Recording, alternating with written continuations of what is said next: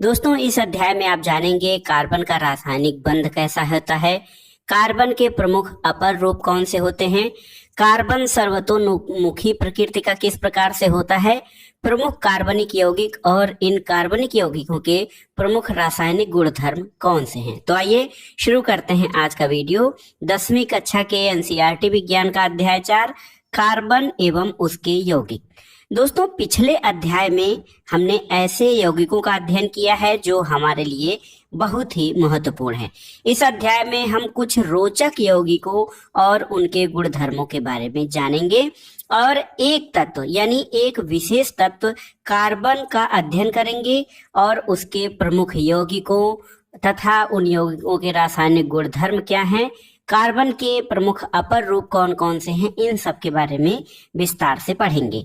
दोस्तों, हम अपने पास जब कोई वस्तुएं देखते हैं तो उसमें ये पता करते हैं कि कौन सी वस्तुएं कार्बन और उसके यौगिकों से बनी हैं।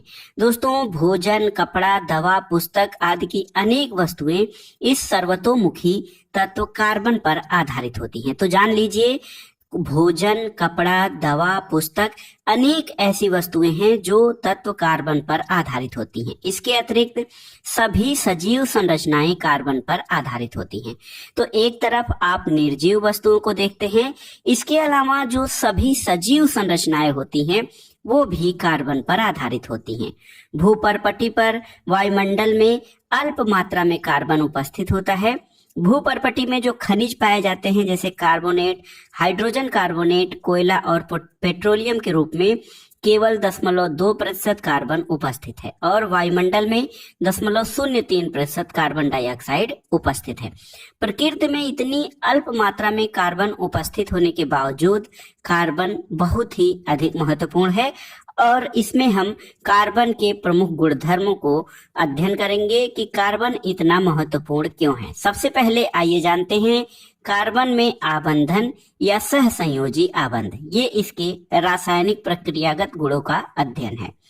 दोस्तों, आयनिक यौगिकों के गुणधर्म का अध्ययन आपने पिछले अध्याय में किया था और ये देखा था कि आयनिक यौगिकों के गलनांक और क्वथनांक उच्च होते हैं। गलनांक और क्वथनांक आयनिक यौगिक जो होते हैं उनके दोनों ही उच्च होते हैं और वह विलयन में अथवा गलित अवस्था में विद्युत चालन करते हैं। हमने देखा कि आयनिक यौगिकों में आबंधन की प्रकृति इन गुणधर्मों की व्याख्या करती है। दोस्तों, अधिकांश कार्बनिक यौगिक जो होते हैं अच्छे विद्युत चालक नहीं होते हैं और इन यौगिकों के क्वथनांक और गलनांक जो कि आयनिक यौगिकों के क्वथनांक और गलनांक की तुलना में काफी कम होते हैं, उनके आधार पर हम इस निष्कर्ष पर पहुंच सकते हैं कि इन परमाणुओं के बीच प्रबल आकर्षण बल नहीं होता है।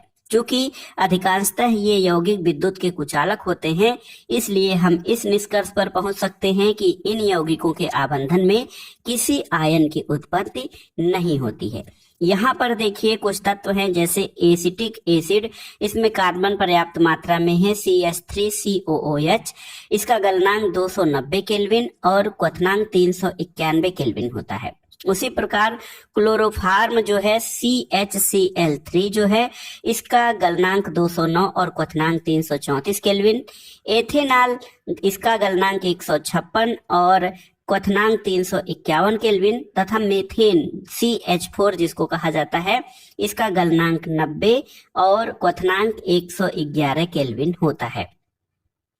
दोस्तों, जो रसायन विज्ञान है या इलेक्ट्रॉन विन्यास के आधार पर हमने ये देखा था कि संयोजन क्षमता और संयोजकता इलेक्ट्रॉनों की संख्या पर इसकी निर्भरता पर निर्भर करती है। कार्बन के इलेक्ट्रॉनिक विन्यास के बारे में जब हम जानेंगे तो आप जानते हैं कार्बन की परमाणु संख्या कितनी होती है, 6 होती है। कार्बन की परमाणु संख्या या एटॉमिक नंबर जो होता है वो 6 होता है और कार्बन के विभिन्न इलेक्ट्रॉनों में जो इलेक्ट्रॉनों का वितरण होता है वो कैसे होगा। देखिए, बाहरी कोश को पूरी तरह से भर देने के लिए यानी उत्कृष्ट गैस विन्यास को प्राप्त करने की प्रकृति के आधार पर तत्वों की अभिक्रियाशीलता समझाई जाती है। आयनिक यौगिक बनाने वाले तत्व सबसे बाहरी कोश से इलेक्ट्रॉन प्राप्त करके या उनका ह्रास करके इसे प्राप्त करते हैं। कार्बन के सबसे बाहरी कोश में 4 इलेक्ट्रॉन होते हैं, पहले में 2 और उसके बाद दूसरे में 4। तो इसका मतलब ये है कि उत्कृष्ट गैस विन्यास को प्राप्त करने के लिए कार्बन को 4 इलेक्ट्रॉन प्राप्त करने या खोने की आवश्यकता होती है, और यदि इन्हें इलेक्ट्रॉन को प्राप्त करना या खोना हो तो ये इलेक्ट्रॉन प्राप्त करके कार्बन धनायन ऋणायन बन सकता है, यानी इलेक्ट्रॉन प्राप्त करके कार्बन ऋणायन बन सकता है C के ऊपर 4-, लेकिन 6 प्रोटॉन वाले नाभिक के लिए 10 इलेक्ट्रॉन अर्थात 4 अतिरिक्त इलेक्ट्रॉन धारण करना मुश्किल हो सकता है। दूसरी बात यह है कि ये 4 इलेक्ट्रॉन खोकर यानी C4+ धनायन बनाता है, लेकिन 4 इलेक्ट्रॉनों को खोकर 6 प्रोटॉन वाले नाभिक में केवल 2 इलेक्ट्रॉनों का कार्बन धनायन बनाने के लिए अत्यधिक ऊर्जा की आवश्यकता होती है। दोस्तों, कार्बन अपने अन्य परमाणुओं अथवा अन्य तत्वों के परमाणुओं के साथ संयोजकता इलेक्ट्रॉनों की साझेदारी करके इस समस्या को सुलझा लेता है। केवल कार्बन ही नहीं बल्कि अनेक अन्य तत्व भी इस प्रकार इलेक्ट्रॉन की साझेदारी करते हैं या संयोजकता करते हैं और अणुओं का निर्माण करते हैं। जिन इलेक्ट्रॉनों की साझेदारी की जाती है वे दोनों परमाणुओं के बाहरी कोश के होते हैं और इनके फलस्वरूप दोनों ही परमाणु उत्कृष्ट गैस विन्यास की स्थिति को प्राप्त करते हैं। कार्बन के यौगिकों की चर्चा करने से पहले इलेक्ट्रॉनों की साझेदारी से बने कुछ अणुओं के बारे में समझते हैं। यहाँ पर देखिए हाइड्रोजन का अणु और हाइड्रोजन के 2 परमाणुओं के बीच एकल बंध कैसे बनता है। सबसे सामान्य परमाणु या अणु हाइड्रोजन का होता है और हाइड्रोजन की परमाणु संख्या 1 है। इसके K कोष में 1 इलेक्ट्रॉन है और K कोष को भरने के लिए इसको 1 और इलेक्ट्रॉन की आवश्यकता होती है। इसलिए हाइड्रोजन के 2 परमाणु अपने इलेक्ट्रॉनों की साझेदारी करके हाइड्रोजन का एक अणु H2 बनाते हैं।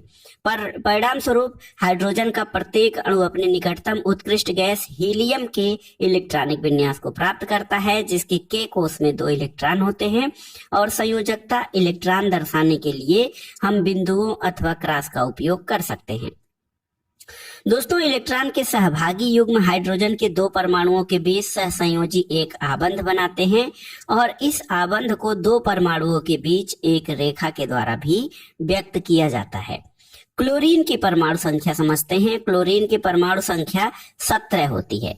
इसका इलेक्ट्रॉनिक विन्यास और संयोजकता क्या होगी? तो क्लोरीन द्विपरमाणुक अणु यानी Cl2 बनाती है और इस अणु की इलेक्ट्रॉन बिंदु संरचना बनाने के लिए यहाँ पर देखिए इसी प्रकार ऑक्सीजन के 2 परमाणुओं के बीच द्विआबंध का बनना दिखाई देता है।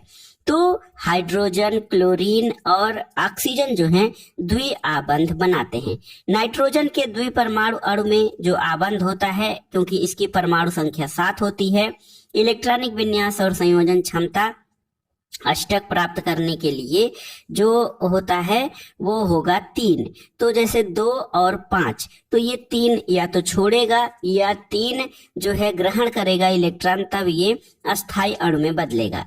तो होता ये है कि अष्टक प्राप्त करने के लिए नाइट्रोजन के एक अणु में नाइट्रोजन का प्रत्येक परमाणु 3 इलेक्ट्रॉन देता है, जिसमें इलेक्ट्रॉन के 3 सहभागी युग्म प्राप्त होते हैं और इससे 2 परमाणुओं के बीच त्रिआबंध का बनना कहा जाता है।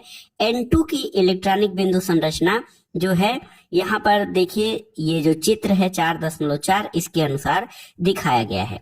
आप जानते हैं अमोनिया। दोस्तों, अमोनिया का अणुसूत्र NH3 होता है। तो देखिए मीथेन CH4 का परमाणु होता है। CH4 की संरचना यहाँ पर देखिए साइड में इस चित्र से दर्शाई गई है। देखिए 2 परमाणुओं के बीच इलेक्ट्रॉन के एक युग्म की साझेदारी के द्वारा बनने वाले आबंध को सहसंयोजी आबंध कहते हैं। सहसंयोजी आबंध वाले अणुओं में भीतर तो प्रबल आबंध होता है, लेकिन इसका अंतरा अणुक बल दुर्बल होता है। अंतरा अणुक बल अणुओं के बीच लगने वाला बल होता है। इसका परिणाम क्या होता है कि इन यौगिकों के क्वथनांक और गलनांक कम होते हैं। चूंकि परमाणुओं के बीच इलेक्ट्रॉनों की साझेदारी होती है, आवेशित कण बनते हैं और सामान्यतः ऐसे मीथेन की इलेक्ट्रॉन बिंदु संरचना सहसंयोजी यौगिक विद्युत के कुचालक होती है। दोस्तों, आइए समझते हैं कार्बन के अपर रूप के बारे में। प्रकृति में कार्बन तत्व अनेक विभिन्न भौतिक गुणों के साथ विविध रूपों में पाया जाता है। हीरा और ग्रेफाइट दोनों ही कार्बन के परमाणुओं से बने हैं। कार्बन के परमाणुओं के परस्पर आबंधन के तरीकों के आधार पर इनमें अंतर होता है। हीरे में कार्बन का प्रत्येक परमाणु कार्बन के 4 अन्य परमाणुओं के साथ जुड़ा होता है, जिससे एक दृढ़ त्रिआयामी संरचना बनती है। ग्रेफाइट में कार्बन के प्रत्येक परमाणु का आबंधन कार्बन के 3 अन्य परमाणुओं के साथ होता है और ये एक ही तल पर होता है, इसलिए छठकोणीय व्यूह मिलता है और इससे एक आबंध द्विआबंधी होता है, जिसके कारण कार्बन की संयोजकता पूर्ण होती। ग्रेफाइट की संरचना में 6 कोण वाले तल एक दूसरे के ऊपर व्यवस्थित होते हैं। दो विभिन्न संरचनाओं के कारण हीरे और ग्रेफाइट के भौतिक गुणधर्म अलग अलग होते हैं, जबकि उसके रासायनिक गुणधर्म एक समान होते हैं। और दोस्तों, हीरा जो है वो अब तक का ज्ञात सर्वाधिक कठोर पदार्थ है। यहाँ पर देखिए C60 बंकमिंस्टर फुलरेन की संरचना दिखाई गई है। दोस्तों, ग्रेफाइट चिकना होता है, फिसलन होता है और ये एक अधातु है और आप जानते हैं कि ग्रेफाइट विद्युत का सुचालक होता है। शुद्ध कार्बन को अत्यधिक उच्च दाब और ताप पर उपचारित करके हीरे को संश्लेषित किया जा सकता है। ये संश्लेषित हीरे आकार में छोटे होते हैं, लेकिन अन्यथा ये प्राकृतिक हीरों से अभेदीय होते हैं। फुलरीन जो है कार्बन अपरूप का एक वर्ग होता है। सबसे पहले C60 की पहचान की गई, जिसमें कार्बन के परमाणु फुटबॉल के रूप में व्यवस्थित होते हैं। चूंकि यह अमेरिकी आर्किटेक्ट बंकमिंस्टर फुलरेन द्वारा डिजाइन किए गए जियोडेसिक गुंबद के समान लगते हैं, इसलिए इस अणु को फुलरीन नाम दिया गया था। आइए देखते हैं कार्बन की सर्वतोमुखी प्रकृति के बारे में। विभिन्न तत्वों और यौगिकों में हमने इलेक्ट्रॉनों की साझेदारी द्वारा सहसंयोजी आबंध का निर्माण देखा। हमने सरल कार्बनिक यौगिक मेथेन की संरचना देखी और हम ये जानते हैं कि बहुत सारी वस्तुओं में कार्बन पाया जाता है। बहुत स्वयं हम भी कार्बन की यौगिकों से बने हुए हैं और हाल में रसायन शास्त्रियों द्वारा सूत्र सहित ज्ञात कार्बन यौगिकों की गणना की गई, जो लगभग कई मिलियन आंकी गई है। अन्य सभी तत्वों के यौगिकों को एक साथ रखने पर भी इनकी संख्या उन सबसे कहीं अधिक है। ऐसा क्यों है और ये गुणधर्म केवल कार्बन में ही क्यों मिलता है कि सहसंयोजी बंध की प्रकृति के कारण कार्बन में बड़ी संख्या में यौगिक बनाने की क्षमता होती है। कार्बन में 2 कारक देखे गए हैं। पहला क्या है? पहला ये है कि कार्बन में कार्बन के ही अन्य परमाणुओं के साथ आबंध बनाने की अद्वितीय क्षमता होती है, जिससे कि बड़ी संख्या में अणु बनते हैं और इस गुण को श्रृंखलन यानी कैटेनेशन कहते हैं। इन यौगिकों में कार्बन की लंबी श्रृंखला, कार्बन की विभिन्न शाखाओं वाली श्रृंखला अथवा वलय में व्यवस्थित कार्बन भी पाए जाते हैं। साथ ही कार्बन के परमाणु एक द्वि अथवा त्रिआबंध से जुड़े हो सकते हैं। कार्बन परमाणुओं के बीच केवल एक आबंध से जुड़े कार्बन के यौगिक संतृप्त यौगिक कहलाते हैं। द्वि अथवा त्रिआबंध वाले कार्बन के यौगिक असंतृप्त यौगिक कहलाते हैं। और कार्बन यौगिकों में जिस सीमा तक श्रृंखलन का गुण पाया जाता है वो किसी अन्य तत्व में नहीं पाया जाता है। सिलिकॉन हाइड्रोजन के साथ यौगिक बनाते हैं जिसमें 7 या 8 परमाणुओं की श्रृंखला हो सकती है, लेकिन यह यौगिक अति अभिक्रियाशील होते हैं। कार्बन कार्बन आबंध अत्यधिक प्रबल होता है, इसलिए ये अस्थायी होता है। फलस्वरूप अनेक कार्बन परमाणुओं के साथ आपस में जुड़े हुए अनेक यौगिक प्राप्त होते हैं। तो कार्बन द्वारा अनेक प्रकार के यौगिक प्राप्त करने का एक कारण ये है कि कार्बन कार्बन के अणुओं द्वारा ही जुड़ते हैं। दूसरी चीज, कार्बन की संयोजकता जो है वो 4 होती है। इसमें कार्बन के 4 अन्य परमाणुओं अथवा कुछ अन्य संयोजक तत्वों के परमाणुओं के साथ आबंधन की क्षमता होती है। Oxygen, hydrogen, nitrogen, sulphur, chlorine और अनेक उच्च तत्वों के साथ कार्बन के यौगिक बनते हैं। फलस्वरूप ऐसे विशेष गुण वाले यौगिक बनते हैं जो अणु में कार्बन के अतिरिक्त उपस्थित तत्वों पर निर्भर करते हैं। अधिकतर अन्य तत्वों के साथ कार्बन द्वारा बनाए गए आबंध अत्यंत प्रबल होते हैं, जिनके फलस्वरूप ये यौगिक अतिशय रूप से अस्थायी होते हैं। कार्बन द्वारा प्रबल आबंधों के निर्माण का एक कारण इसका छोटा आकार भी है। इसके कारण इलेक्ट्रॉन के सहभागी युग्मों को नाभिक मजबूती से पकड़े रहता है और बड़े परमाणुओं वाले तत्वों से बने आबंध तुलना में अत्यंत दुर्बल होते हैं। आइए जानते हैं कार्बन यौगिकों के बारे में। दोस्तों, कार्बन में पाए जाने वाले दो विशिष्ट लक्षणों चतुः संयोजकता और श्रृंखलन से बड़ी संख्या में यौगिकों का निर्माण होता है। अनेक यौगिकों के कार्बनिक परमाणु अथवा परमाणु के समूह विभिन्न कार्बन श्रृंखलाओं से जुड़े होते हैं। मूल रूप से इन यौगिकों को प्राकृतिक पदार्थों से प्राप्त किया गया था और ये भी समझा गया था कि ये कार्बन यौगिक अथवा कार्बनिक यौगिक केवल सजीवों में ही निर्मित हो सकते हैं, लेकिन ये माना गया कि उनके संश्लेषण के लिए एक जीवन शक्ति आवश्यक थी। 1828 में फ्रेडरिक बोहलर ने अमोनियम साइनेट से यूरिया बनाकर इसे असत्य प्रमाणित किया, लेकिन कार्बाइड, कार्बोनेट और बाइकार्बोनेट लवणों के अतिरिक्त सभी कार्बनिक यौगिकों का अध्ययन अभी भी कार्बनिक रसायन के अंतर्गत होता है। आइए जानते हैं संतृप्त और असंतृप्त कार्बनिक यौगिकों के बारे में। दोस्तों, मेथेन की संरचना आप जान चुके हैं। मेथेन का फार्मूला CH4 होता है। कार्बन और हाइड्रोजन से बनने वाला एक अन्य यौगिक एथेन है, जिसका फार्मूला C2H6 होता है। सरल कार्बनिक यौगिकों की संरचना प्राप्त करने के लिए सबसे पहले कार्बन के परमाणुओं को एक आबंध द्वारा आपस में जोड़ा जाता है। फिर कार्बन की शेष संयोजकता को संतुष्ट करने के लिए हाइड्रोजन के परमाणुओं का उपयोग किया जाता है। तो यहाँ पर देखिए किस प्रकार से मेथेन और एथेन का निर्माण होता है। तो इसी प्रकार से प्रोपेन की संरचना चित्रित किया जा सकता है, जिसका आणविक सूत्र C3H8 होता है। कार्बन और हाइड्रोजन के एक अन्य यौगिक का सूत्र C2H4 है, जिसको एथीन कहा जाता है। और इस अणु को कैसे चित्रित करते हैं, यहाँ पर देखिए C2H6 जो है एथीन का है, उसको अन्य प्रकार के जो है एथेन की संरचना को यहाँ पर दर्शाया गया है। हाइड्रोजन और कार्बन के एक अन्य यौगिक का सूत्र C2H2 है, जिसको एथाइन कहते हैं। एथाइन के इलेक्ट्रॉन बिंदु संरचना का चित्रण कर सकते हैं। इनकी संयोजकता को संतुष्ट करने के लिए दो कार्बन परमाणुओं के बीच कितने बंध आवश्यक हैं? कार्बन परमाणुओं के बीच इस प्रकार द्वि या त्रि आबंध वाले कार्बनिक यौगिकों को कार्बन यौगिक कहा जाता है और ये संतृप्त कार्बन यौगिकों की तुलना में अत्यधिक अभिक्रियाशील होते हैं। तो दोस्तों, जो असंतृप्त कार्बनिक यौगिक होते हैं वो संतृप्त कार्बनिक यौगिकों की तुलना में अधिक अभिक्रियाशील होते हैं। आइए देखते हैं श्रृंखलाएं, शाखाएं और वलय। तो कार्बन 1, 2 और 3 कार्बन परमाणुओं वाले कार्बन यौगिकों जैसे मेथेन, एथेन और प्रोपेन के बारे में देखा।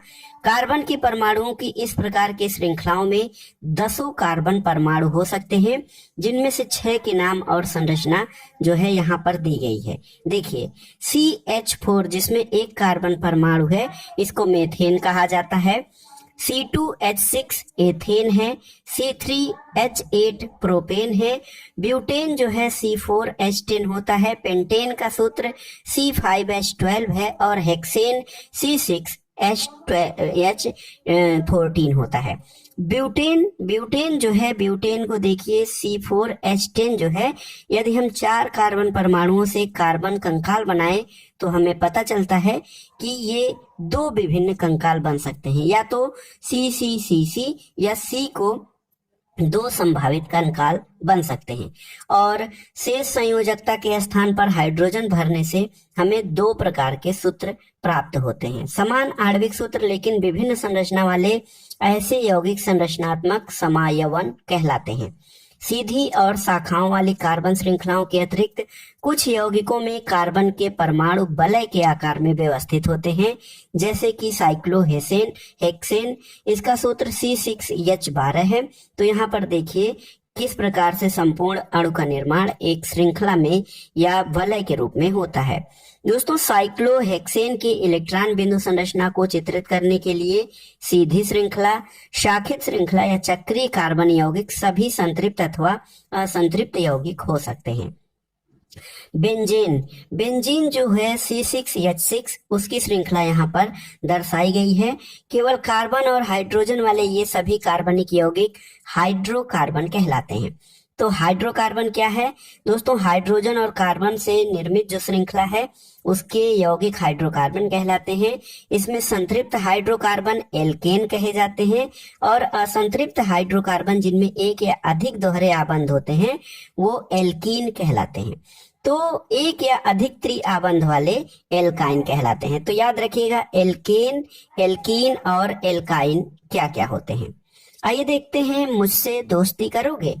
देखिए, कार्बन अत्यंत मैत्रीपूर्ण तत्व है। अभी तक हमने कार्बन और हाइड्रोजन के यौगिकों की चर्चा की, लेकिन कार्बन अन्य तत्वों जैसे हैलोजन, ऑक्सीजन, नाइट्रोजन, सल्फर के साथ भी आबंध बनाता है। हाइड्रोकार्बन श्रृंखला में यह तत्व एक या अधिक हाइड्रोजन को इस प्रकार प्रतिस्थापित करते हैं कि कार्बन की संयोजकता संतुष्ट रहती है। ऐसे यौगिकों में हाइड्रोजन को प्रतिस्थापित करने वाले तत्वों को विषम परमाणु कहते हैं और ये विषम परमाणु कुछ प्रकार्यात्मक समूहों में भी उपस्थित होते हैं। विषम परमाणु और वे प्रकार्यात्मक समूह जिसमें ये उपस्थित होते हैं यौगिकों को विशिष्ट गुण प्रदान करते हैं। ये गुण कार्बन श्रृंखला की लंबाई प्रकृति पर निर्भर नहीं होते, फलस्वरूप प्रकार्यात्मक समूह या फंक्शनल ग्रुप कहलाते हैं। कुछ यौगिक कुछ महत्वपूर्ण प्रकार्यात्मक समूह देखिए यहाँ पर दिए गए हैं जो कि कार्बन श्रृंखला से जुड़े हुए होते हैं।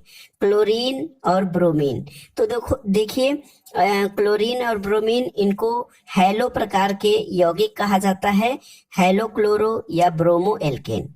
इसके अलावा ऑक्सीजन से एल्कोहल, एल्डिहाइड, कीटोन और कार्बोक्सिल अम्ल का निर्माण होता है कार्बन परमाणुओं में ऑक्सीजन के जुड़ने से।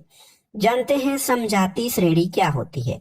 कार्बन परमाणुओं को आपस में जोड़कर विभिन्न लंबाई की श्रृंखलाएं बनाई जा सकती हैं। ये श्रृंखलाएं शाखित भी होती हैं, यानी अनेक शाखाओं वाली होती हैं। इन कार्बन श्रृंखलाओं में हाइड्रोजन और अन्य परमाणुओं को किसी भी प्रकार्यात्मक समूह से प्रतिस्थापित किया जा सकता है। एल्कोहल जैसे प्रकार्यात्मक समूह की उपस्थिति कार्बन यौगिकों के गुणधर्म तय करती है, चाहे कार्बन श्रृंखला की लंबाई कुछ भी हो, जैसे CH3COH, इसके अलावा C2H5OH, C3H7OH और C4H9OH के रासायनिक गुणधर्म में बहुत अधिक समानता होती है। अतः यौगिकों की ऐसी श्रृंखला जिसमें कार्बन श्रृंखला में जो हाइड्रोजन होता है उसको एक ही प्रकार का प्रकार्यात्मक समूह प्रतिस्थापित करता है, उसे समजातीय श्रेणी कहा जाता है। दोस्तों, इन युग्मों के आणविक द्रव्यमान में अंतर होता है। कार्बन का परमाणविक द्रव्यमान 12 होता है, हाइड्रोजन का 1 होता है। एल्कीन की समजातीय श्रेणी भी होती है और एथेन का सूत्र आप जानते हैं कि C2H6 होता है और अनेक प्रकार के ऐसे समजातीय श्रेणी में आणविक द्रव्यमान बढ़ता है तो भौतिक गुणधर्मों में क्रमबद्धता दिखाई देती है। ऐसा इसलिए होता है क्योंकि आणविक द्रव्यमान के बढ़ने के साथ गलनांक और क्वथनांक में वृद्धि होती है। किसी विशेष विलायक में विलेयता जैसे भौतिक गुणधर्म भी इसी प्रकार की क्रमबद्धता दर्शाते हैं, लेकिन पूर्ण रूप से प्रकार्यात्मक समूह के द्वारा सुनिश्चित किए जाने वाले रासायनिक गुण समजातीय श्रेणी में एक समान बने रहते हैं। आइए जानते हैं कार्बन यौगिकों की नाम पद्धति किस प्रकार से होती है। किसी समजातीय श्रेणी में यौगिकों के नामों का आधार बेसिक कार्बन की उन मूल श्रृंखलाओं पर आधारित होता है जिनको प्रकार्यात्मक समूह की प्रकृति के अनुसार पूर्व लग्न, उपसर्ग, अनुलग्न अथवा प्रत्यय के द्वारा संशोधित किया गया हो। देखिए, किसी कार्बनिक यौगिक का नामकरण कैसे किया जा सकता है कि यौगिक में कार्बन परमाणुओं की संख्या के आधार पर 3 कार्बन वाले परमाणु वाले यौगिक का नाम प्रोपेन होगा। प्रकार्यात्मक समूह की उपस्थिति में पूर्व लग्न अथवा अनुलग्न के साथ यौगिक के नाम दर्शाए जाते हैं। इसके अलावा यदि प्रकार्यात्मक समूह का नाम अनुलग्न के आधार पर दिया जाना हो तो यदि प्रकार्यात्मक समूह के अनुलग्न नाम AEIOU से प्रारंभ होता है तो कार्बन श्रृंखला के नाम में अंत में ई हटाकर उसमें समुचित अनुलग्नक लगाकर संशोधित करते हैं। जैसे कीटोन समूह में प्रोपेन प्रोपेओन हो जाएगा। असंतृप्त कार्बन श्रृंखला में कार्बन श्रृंखला के नाम में दिए गए ANE को जब ENE या YNE से प्रतिस्थापित करते हैं तो द्वि आबंध वाली 3 कार्बन की श्रृंखलाएं प्रोपीन कहलाती हैं। हेलो एल्केन, एल्कोहल, इसके अलावा एल्डिहाइड, कीटोन, कार्बोक्सिल अम्ल, एल्कीन और एल्काइन होते। कार्बनिक यौगिकों के रासायनिक गुणधर्म जानते हैं। दोस्तों, बहुत से कार्बनिक यौगिक जो हैं अधिकांश ईंधन कार्बन अथवा उसके यौगिक होते हैं। सबसे पहले हम कार्बनिक यौगिकों के रासायनिक गुणधर्मों में दहन के बारे में पढ़ेंगे। अपने सभी अपर रूपों में कार्बन ऑक्सीजन में दहन करके उष्मा और प्रकाश के साथ कार्बन डाइऑक्साइड का निर्माण करता है। दहन पर अधिकांशतः कार्बनिक यौगिक भी प्रचुर मात्रा में उष्मा और प्रकाश मुक्त करते हैं। ये वे ऑक्सीकरण अभिक्रियाएं हैं जिनका अध्ययन आप पहले कर चुके हैं, जैसे C+O2 CO2 प्लस उष्मा और प्रकाश, CH4 plus O2 CO2 plus H2O plus उष्मा और प्रकाश। इसके अलावा CH3 CH2 OH plus O2 ये CO2 प्लस H2O प्लस उष्मा और प्रकाश का उत्सर्जन करते हैं। इसके अलावा दोस्तों, संतृप्त हाइड्रोकार्बन से सामान्यतः स्वच्छ ज्वाला निकलती है, जबकि असंतृप्त कार्बन यौगिकों से अत्यधिक काले धुएं वाली पीली ज्वाला निकलती है। इसके परिणाम स्वरूप धातु की तस्तरी पर कज्जल आ जाएगा, लेकिन वायु की आपूर्ति को सीमित कर देने से अपूर्ण दहन होने पर संतृप्त हाइड्रोकार्बन से भी कज्जली या काली ज्वाला निकलेगी। घरों में उपयोग में लाई जाने वाली गैस या केरोसिन के स्टोव में वायु के लिए छिद्र होते हैं, जिनमें से पर्याप्त मात्रा में ऑक्सीजन समृद्ध मिश्रण जलकर स्वच्छ नीली ज्वाला देता है। यदि हम कभी बर्तनों के तले काले होते हुए दिखाई दे तो इसका अर्थ होगा कि वायु छिद्र अवरुद्ध है और ईंधन का व्यर्थ व्यय हो रहा है। कोयले और पेट्रोलियम जैसे ईंधनों में कुछ मात्रा में नाइट्रोजन तथा सल्फर होती है, जिसके दहन के फलस्वरूप सल्फर और नाइट्रोजन की ऑक्साइड का निर्माण होता है, जो पर्यावरण में प्रमुख प्रदूषक का काम करते हैं। आइए देखते हैं क्यों जलते हुए पदार्थ ज्वाला उत्पन्न करते हैं अथवा नहीं करते हैं, इसको जानते हैं। कोयले अथवा लकड़ी की आग को आपने देखा होगा। लकड़ी या कोयला जब जलना आरंभ करता है तो एक मोमबत्ती या गैस स्टोव या एलपीजी जलते समय ज्वाला उत्पन्न करती है। यदि आप देखेंगे अंगीठी में जलने वाला कोयला या तारकोल कभी कभी लाल रंग के समान उज्जवल होता है और बिना ज्वाला के ही उष्मा देता है।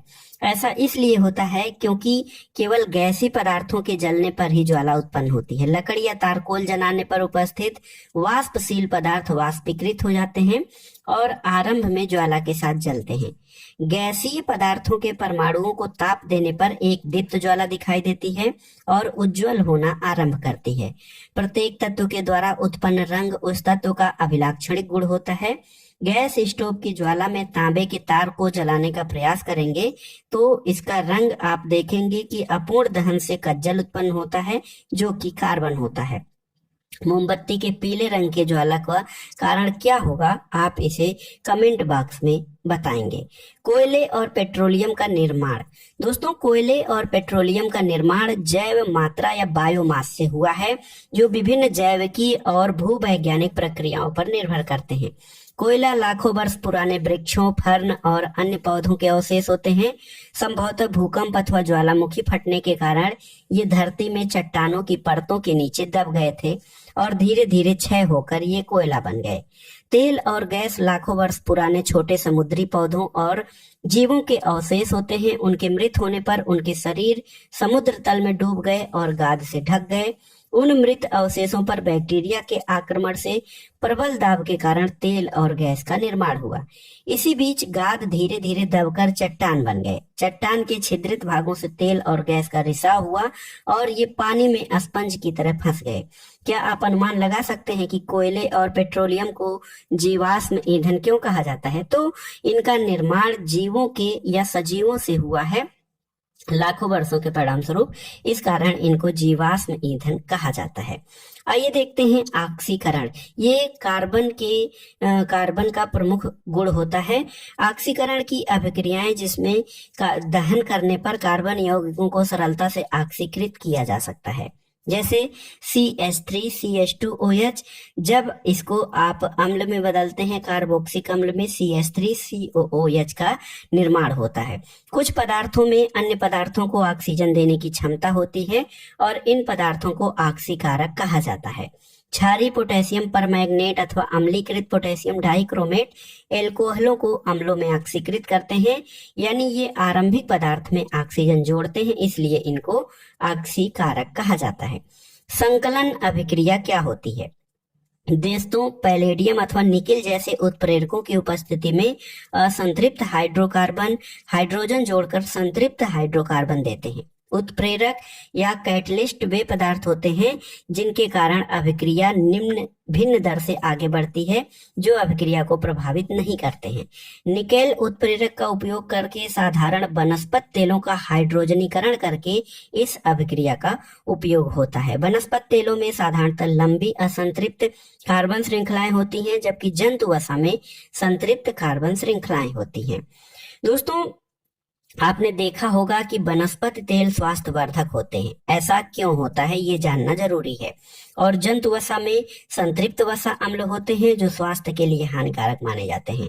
भोजन के लिए असंतृप्त वसा अम्लों वाले तेलों का उपयोग किया जाना चाहिए क्योंकि वो स्वास्थ्यवर्धक होते हैं।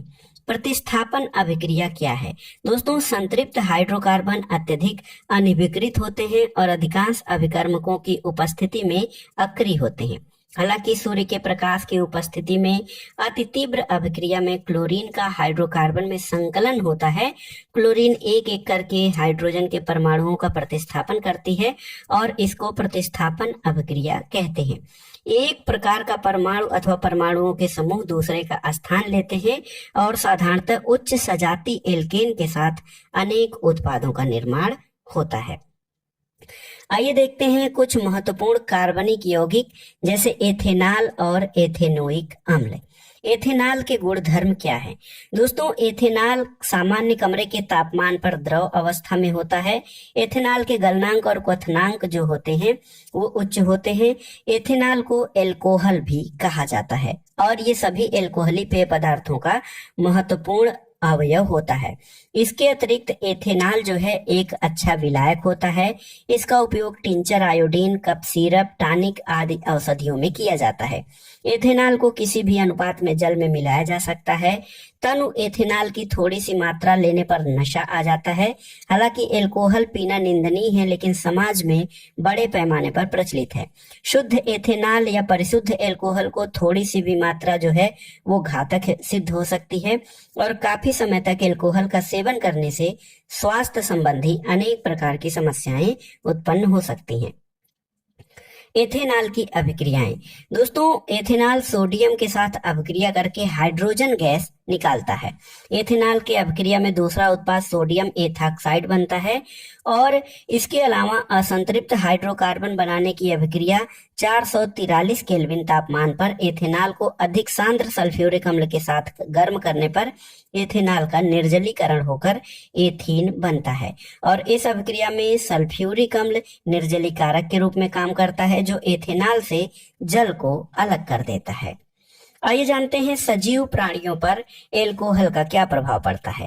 दोस्तों, जब अधिक मात्रा में एथेनॉल का सेवन किया जाता है तो इससे उपापचयी प्रक्रिया धीमी हो जाती है, केंद्रीय तंत्रिका तंत्र कमजोर हो जाता है और समन्वय की कमी, मानसिक दुविधा, उनीदापन, सामान्यतः अंतर्बोध का कम हो जाना और भाव शून्यता आती है। व्यक्ति राहत महसूस करता है लेकिन उसे पता नहीं चल पाता कि उसके सोचने समझने की क्षमता और मांसपेशी बुरी तरह से प्रभावित हुई है। एथेनॉल के विपरीत मेथेनॉल की थोड़ी सी मात्रा लेने से मृत्यु हो सकती है और यकृत में मेथेनॉल ऑक्सीकृत होकर मेथेनॉल बन जाता है। मेथेनॉल यकृत की कोशिकाओं के घटकों के साथ शीघ्र अभिक्रिया करने लगता है। इससे प्रोटोप्लाज्म उसी प्रकार अस्कंदित हो जाता है जिस प्रकार पकाने पर अंडा अस्कंदित होता है।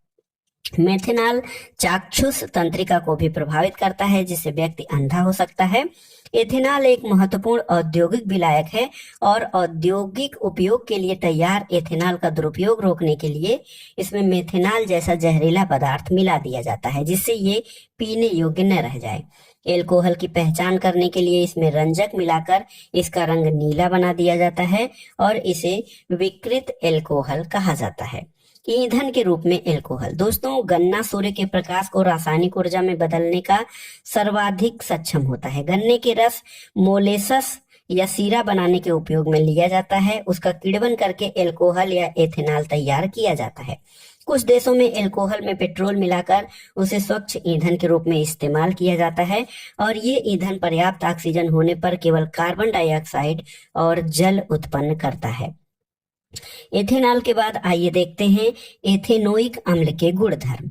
एथेनोइक अम्ल को सामान्यतः एसिटिक अम्ल कहा जाता है और ये कार्बोक्सिल अम्ल समूह से संबंधित होता है।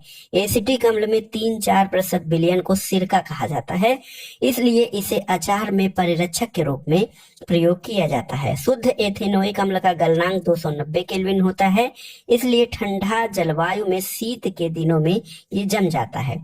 इस कारण इसे ग्लेशियल एसिटिक अम्ल कहते हैं। कार्बोक्सिल अम्ल कहा जाने वाला कार्बनिक यौगिकों के समूह का अभिलक्षण इसकी अम्लीयता होती है। हालांकि खनिज अम्लों के विपरीत कार्बोक्सिल अम्ल दुर्बल अम्ल होते हैं। खनिज अम्ल जैसे हाइड्रोक्लोरिक अम्ल पूरी तरह आयनीकृत हो जाते हैं। दोस्तों यहाँ पर देखिए, आइए जानते हैं कि साबुन और अपमार्जक यानी सोप एंड डिटर्जेंट क्या होते हैं। तो यहाँ पर देखिए तेल की बूंद है और किस प्रकार मिशेल का निर्माण हो रहा है। आप जानते हैं कि जो तैली होता है तेल पानी में अघुलनशील होता है। साबुन के अणु लंबी श्रृंखला वाले कार्बोक्सिल अम्लों के सोडियम और पोटेशियम लवण होते हैं।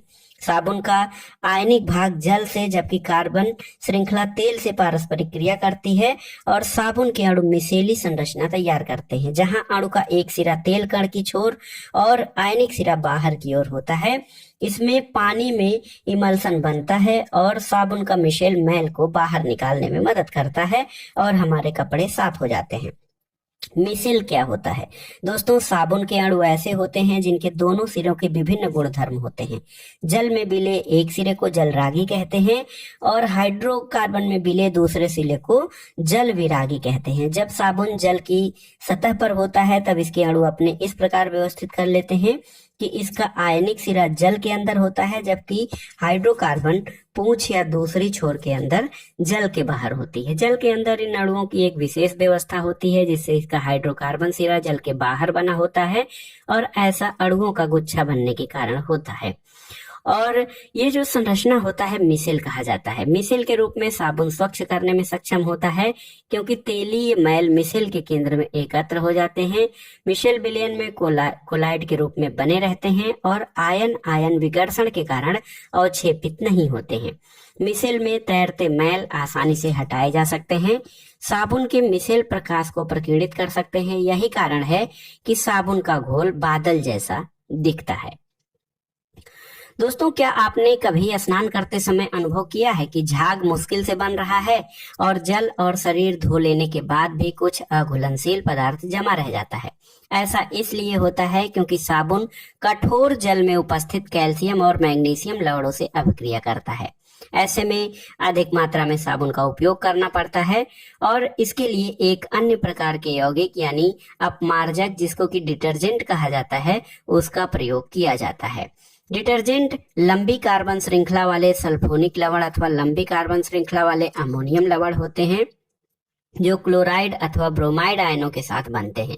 इन यौगिकों का अवशेषित सिरा कठोर जल में उपस्थित कैल्शियम और मैग्नीशियम आयनों के साथ अघुलनशील पदार्थ नहीं बनाते हैं। इस प्रकार वह कठोर जल में भी प्रभावी बने रहते हैं। सामान्यतः अपमार्जकों का उपयोग शैम्पू और कपड़े धोने के साबुन बनाने में किया जाता है। आइए जानते हैं कि इस अध्याय के अध्ययन से आपने क्या सीखा। कार्बन एक सर्वतोमुखी तत्व है जो सभी जीवों और हमारे उपयोग में आने वाली वस्तुओं का आधार है। कार्बन की चतुःसंयोजकता और श्रृंखलन प्रकृति के कारण यह कई प्रकार के यौगिक बनाता है। अपने बाहरी कोषों को पूर्ण रूप से भरने के लिए दो परमाणुओं के बीच इलेक्ट्रॉनों की साझेदारी से सहसंयोजक आबंध बनता है। कार्बन अपने या दूसरे तत्वों जैसे हाइड्रोजन, ऑक्सीजन, सल्फर, नाइट्रोजन और क्लोरीन के साथ सहसंयोजक आबंध बनाता है। कार्बन ऐसे यौगिक भी बनाता है जिसमें कार्बन परमाणुओं के बीच द्वि या त्रि आबंध होते हैं। कार्बन की यह श्रृंखला सीधी, शाखायुक्त या बलीय किसी भी रूप में हो सकती है। कार्बन की श्रृंखला बनने की क्षमता के कारण यौगिकों की एक समजातीय श्रेणी उत्पन्न होती है जिसमें विभिन्न लंबाई वाली कार्बन श्रृंखला समान प्रकार्यात्मक समूह जुड़ा होता है। एल्कोहल, एल्डिहाइड, कीटोन एवं कार्बोक्सिल अम्ल जैसे समूह कार्बन यौगिकों का अभिलाक्षणिक गुण प्रदान करते हैं। कार्बन और उसके यौगिक हमारे ईंधन के प्रमुख स्रोत होते हैं। कार्बन यौगिक एथेनॉल और एथेनोइक अम्ल का हमारे दैनिक जीवन में काफी महत्व है। साबुन और अपमार्जक की प्रक्रिया अणुओं में जलरागी और जल विरागी दोनों समूहों पर उपस्थिति पर आधारित है और इसकी मदद से तेलीय मैल का पायस बनता है और बाहर निकालता है। तो दोस्तों ये था आज का वीडियो। इसमें आपने देखा एनसीईआरटी विज्ञान का चौथा अध्याय कार्बन और इसके यौगिक। ये अध्याय आपको कैसा लगा? कार्बन और यौगिक, इसमें हमने बहुत आसानी से कार्बन और इसके यौगिकों, अपरूप और विभिन्न प्रकार के जो है इसकी संयोजकता से बने हुए यौगिकों के बारे में पढ़ा। वीडियो आपको कैसा लगा हमें कमेंट बॉक्स में जरूर बताइएगा। वीडियो को लाइक करें, शेयर करें और इस चैनल मार्गदर्शन फॉर सिविल सर्विसेज को सब्सक्राइब करें। वीडियो देखने के लिए धन्यवाद दोस्तों।